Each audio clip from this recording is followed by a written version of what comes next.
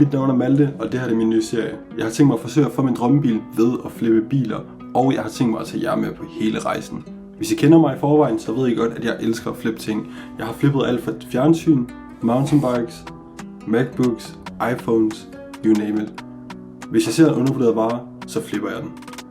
Første step, det bliver, at vi skal finde en bil, som der skal flippes.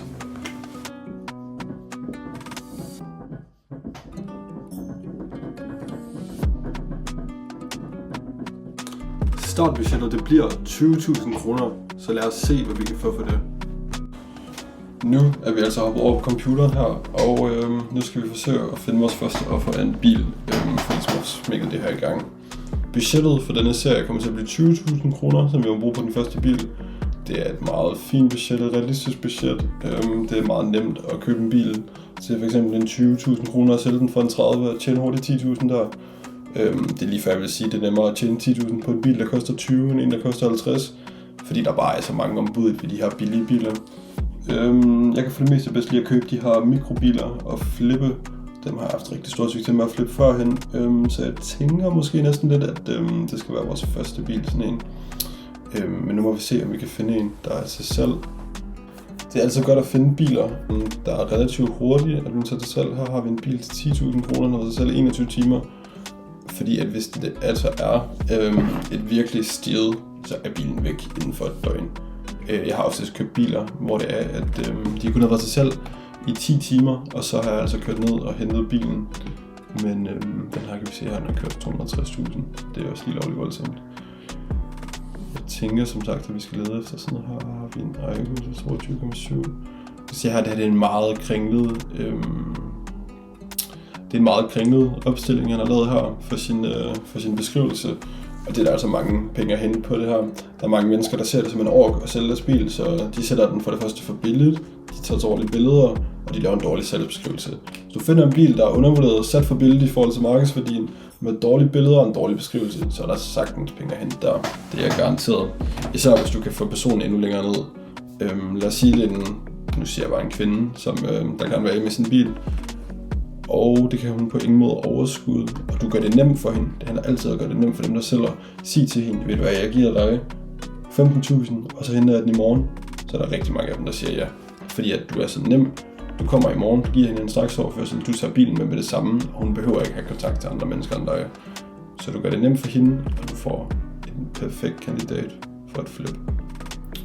Men du vil egentlig bare sætte rundt på markedsplads her, og se, om vi kan finde noget, som der er værd. Jeg har selv flippet mange C1'er og Aygo'er. Jeg tror, jeg havde en vinter, hvor jeg havde haft 7 fordelt på 2 måneder. Der er rigtig gode penge at hente de biler der. Det var der i hvert fald dengang, så det kunne være, det skulle vi prøve igen. Der er et par sygdomme på de biler der, men som sagt, så har jeg flippet et par stykker af dem. Så jeg ved lige, hvad man skal kigge efter der. Så noget opsæt mi her, det kunne også være sjovt at prøve, men det, I kan se her, det er lidt mere op i et dyrere prisleje. Så det kunne måske være fint til nummer 2 bil, når vi kommer så langt. Men jeg tænker næsten bare, at det er at swipe videre her, så jeg ser, om vi ikke finder noget lækkert. Jeg tror, vi har fundet det første offer her. Jeg har i hvert fald tænkt mig at kontakte sælgeren. Det er en Citroën C1 fra 14. Det er en af de nyere modeller. Den har lidt hister her. Du ser lidt rust i taget, der er lidt pletter her. Den ser faktisk meget fin ud. Den er blevet undervognsbehandlet et par gange. Det er ikke de bedste billeder, de har taget af den her. Den har kørt relativt lavt kilometeren, og den ser meget beskidt ud her. Hvis man får den her bil synet, får den gjort ren og får taget gode billeder og god beskrivelse, så er det altså en rigtig god investeringscase, vi har her som den første bil. Bilen har kun været til salg i 10 timer, så det handler også om at være lidt hurtig her. Men jeg tænker næsten bare at ringe til manden og høre, om vi ikke kan få sat noget op, hvor vi skal ud og se den. Rigtig god case her. Den skal som sagt synes, så hvis der er noget fuldstændig galt, så må man jo springe fra. Der er rigtig mange mennesker, der ikke tør at købe en bil, der skal synes. Men i vores case, så er det et rigtig godt tegn. Fordi at vi kan få den synet, vi kan fikse, hvad der skal laves, og så kan vi flippe den. Den står som sagt til de 19.900 kroner. Jeg tænker at prøve at få manden ned på de der 16-17.000, og så se, om vi ikke kan få den til det. Og så simpelthen bare købe den og få den med hjem allerede i dag. Men nu synes jeg bare, at jeg prøver at kontakte ham, og så ses vi snart. Måden at jeg ligesom vidste, at det her var en rigtig god investeringscase, det er som sagt, fordi jeg har solgt rigtig mange af de her Aygoer C1'er, men man kan se her, altså bilen den står til de 19.900 kroner. Hvis man går herover og kigger, så bliver de altså solgt for den nye model her. De bliver altså solgt for væsentligt mere. Du har en her for 12, kører 124, den står til 32,5. Har en her for 12 også, står til 28,5. Så de ligger altså oppe på de her. Du har en her til 37,5. Hold da op. Altså de ligger til de her 30.000 kroner fra den her model. Min er så for 14. Og den har kørt de der 136, var det. Så vi har altså en rigtig fin investeringscase her. Så fremt at vi får den synet, og så fremt at vi får den klargjort, lavet en salgstekst, lavet en salgsbeskrivelse, så har vi altså en rigtig god investeringscase foran os. Så har jeg altså fået noget arbejdstøj på, og vi er nu klar til at komme ud og se den her bil. Jeg har fået lavet en aftale med manden, som vi kan se her. Planen er nu, at jeg kører derud, og så ser vi på bilen, og vi ser, hvad der sker. Vi ser, om det er noget lort, om vi skal købe den, eller om vi ikke skal. Jeg tænker umiddelbart ud fra billederne, at det er en rigtig god case, vi har her. Men man ved jo aldrig, om det er noget lort, før man står i det. Så nu synes jeg bare, at vi kører derud, og så ses vi, når jeg sidder i bilen. Jeg er lige nu ude at testkøre C1'eren, og den kører faktisk meget godt. Den kører mega godt. Den har ikke nogen utilheder, hverken fra katalysatoren eller bagpotten. Det plejer de at have. Det er en kendt sygdom på dem, men den har altså ikke fået det endnu. Den kører meget godt.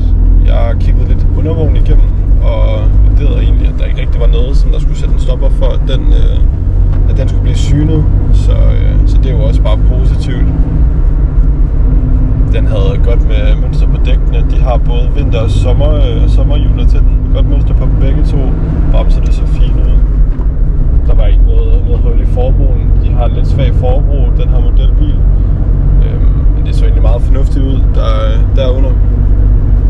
Jeg vil prøve at finde en resteplads nu, så at I ligesom kan få et indblik af bilen. Jeg har nu lige kørt bilen på en resteplads her, og jeg vil lige vise den. Den ser egentlig meget fin ud. Der er ikke det store ved den. Der er de her mærker her, som der også var vist på billederne. Der er de mærker, vi ser her. Og så har den lidt rust heroppe. Den er meget beskidt, bilen. Så en rengøring skal den da i hvert fald have. Men den ser faktisk meget fin ud. Jeg har som sagt også kigget undervognen igennem, hvor den også ser fin ud. Der er lidt vand i bagagerummet. Det er meget kendt på de her biler. Ofte så er det pakningen i selve baglygten her. Du kan se her, der er også flydende pakning, den er pakket med her. Og den er højst sandsynligt blevet utæt igen her. Så det er derfor, men det er ikke alle mennesker, der kender det her med baglygten. Så det har jeg helt klart tænkt mig at bruge til at prøve at forhandle prisen ned. Det er de her ting, man ligesom kan finde ved den, som gør, at du kan få presset prisen længere ned, end hvad den er i forvejen. Udover det, så ser jeg egentlig ikke noget galt i den. Den stod som sagt til de 19.900 kroner, og jeg tænker, at jeg vil købe den. Nu må vi se, om jeg kan få faldet ned i prisen. Der fulgte også 2 nøgler med. Den ene, den havde centrallås også. Centrallås, AC og omdrejningstæller, det er ekstra udstyr, sjovt nok. Det er fordi, at det er så gammel en bil, at de har valgt at lave det som ekstra udstyr. De helt skrabede modeller, de har ikke AC, og de har heller ikke centrallås. Så det er jo positivt, at den her bil ligesom har de ting. Det gør den jo ligesom lidt mere varm. Så prøv at høre her, hvordan den lyder. Det lyder mega godt. Den har også noget Bluetooth hernede, som også gør den lidt attraktiv for nogle mennesker, at de kan sætte deres telefon til. Så det er jo også bare lækkert. Jeg vil køre tilbage nu og forsøge at forhandle med manden. Den stod som sagt til de 19.900.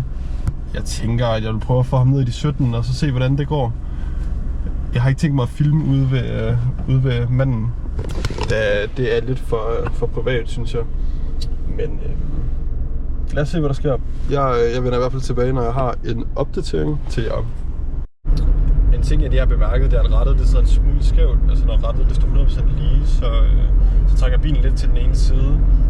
Og det skal egentlig bare have en hurtig sporing. Det er ikke det store, men det er selvfølgelig også en ting, som jeg har tænkt mig at bruge på at prøve at forhandle prisen længere ned.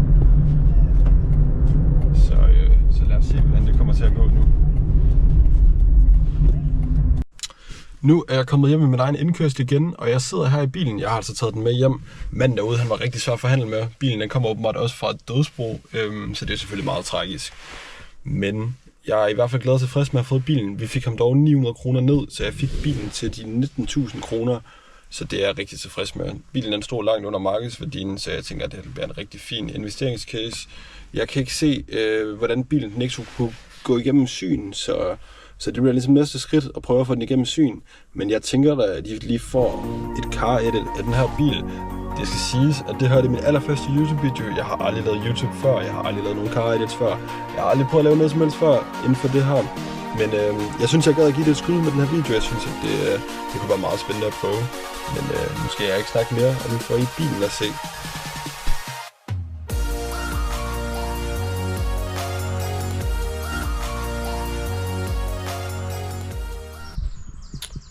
Her har vi altså BS'et. Citroën C1 fra 2014. 1,0 benzinmotor ligger der her i. De 61 hestekræfter mener jeg, at de ligger på. Ikke lige noget at prale af, men meget økonomisk bil. Den koster de 420 kroner i halvårlig vægtafgift. Billig forsikring. Kører de 21 km literen. Så rigtig meget bil for pengene vi har her. Så hvis vi kigger ind i den, så kan vi se, at den så meget beskidt ud. Den får selvfølgelig en kæmpe klargøring af os, inden at vi sender den videre på sin vej. Får taget nogle meget bedre billeder end dem, der var i forvejen. Og så får vi styr på det hele. Får taget nogle billeder. Og så får vi altså skudt den afsted. Jeg regner med, at den bliver solgt relativt hurtigt, den her bil. Jeg tænker, at vi sætter den lidt under de 30, så den bare kan blive solgt hurtigt. Jeg tænker, at vi kan hente den med 8-9.000 hjem på den her bil, og ligesom få skudt serien i gang med. Se bilen inde i her. Den er meget beskidt, så det får vi selvfølgelig fikset. Jeg synes, det er en rigtig god start på vores serie her. Men her var altså et lille review af bilen.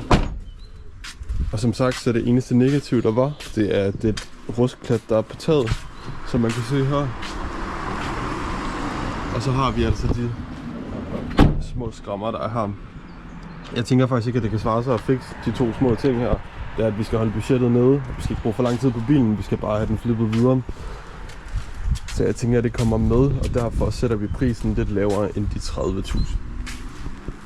Jeg har desværre lidt travlt med at komme af med bilen igen, da jeg skal ud og sejle allerede om 17 dage. Der kommer jeg altså til at være væk i et halvt år. Så det giver os altså en lille deadline her. Jeg tænker sgu, at vi når det hele. Men ellers så ses vi bare indenfor. Vi er så kommet indenfor i varmen igen, og det bliver mørkt udenfor, så vi kommer ikke til at filme udenfor mere i dag. Men jeg har tænkt mig at vise jer et fænomen, vi kommer til at bruge igennem hele serien. Vi kommer til at løbende opdatere et budget herpå, med alle udgifter og omkostninger vi har. Og så altså også på, hvor meget profit vi ligesom har, og hvor tættere vi kommer på målet om at købe drømmebilen. Angående drømmebilen, så kommer jeg ikke til at sige endnu, hvad det er, men I kan selvfølgelig prøve at gætte det nede i kommentarsporet. So far så har vi brugt 19.000 kroner på bilen, og vi har brugt 380 kroner på omregistrering. Så vi er 19.380 kroner i minus indtil videre. Udover det, så kommer vi til at lave en to-do-list, så vi ved, hvad vi skal holde os beskæftiget med. I morgen, der kommer vi til at køre bilen til syn, så det bliver en meget spændende dag. Jeg kan ikke se, hvorfor bilen ikke skal gå direkte igennem. Jeg tænker, at bilen den bare kommer til at flyve igennem synen. Så får vi den synet, så kan vi også få den klargjort, hvis den går igennem. Og så er den jo basically næsten allerede klar til at blive solgt. Synet, klargjort. Så skal vi have taget nogle gode billeder af den, vi skal have lavet en beskrivelse. Men alt det kommer. Men i hvert fald, så kører vi den til syn i morgen. Og så ser vi ellers, hvad der sker. Jeg håber, I følger med, og I godt kan lide videoen so far. Jeg har ikke noget at sige om det. Vi ses i morgen.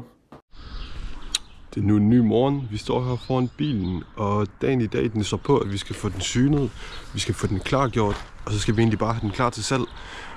Vi regner med, at den flyver lige gennem synen, så lad os bare køre derned af, og så ser vi, hvad der sker dernede. Thank you for joy. Thank you for Vi holder altså ude foran synshallen nu. Jeg ved ikke lige, om jeg tager jer med ind. Jeg prøver at tage nogle clips derinde, lidt i smug, men jeg har altså ikke lige tænkt mig at gå og flagre kameraet derinde. Vi regner som sagt med, at den går igennem, så jeg vil bare træffe dig ind nu, og så ses vi enten derinde eller bagefter. Vi har lige været ind til syn med bilen. Det gik faktisk af helvedes til. Bilen er dumpet. Den har ikke kun dumpet på et punkt. Den er faktisk dumpet på 3. Jeg har aldrig mødt en synsmand som ham her. Det er lidt vildt faktisk. Den har 3 væsentlige fejl og en mindre. Den første væsentlige fejl, det er nærlyset. Han smed den simpelthen på, at den ene lygte, den var lidt for højt justeret.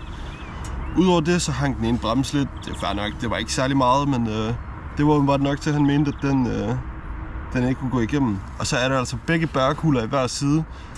De fejlede ikke noget, men der sidder altså sådan en låsesplit, eller der skal sidde sådan en låsesplit over, som der gør, at møtrikken ikke kan løsne sig selv. Så han sagde, at enten så skulle jeg have 2 nye låsesplit i, eller så skulle jeg have sådan en fast låsende møtrik på.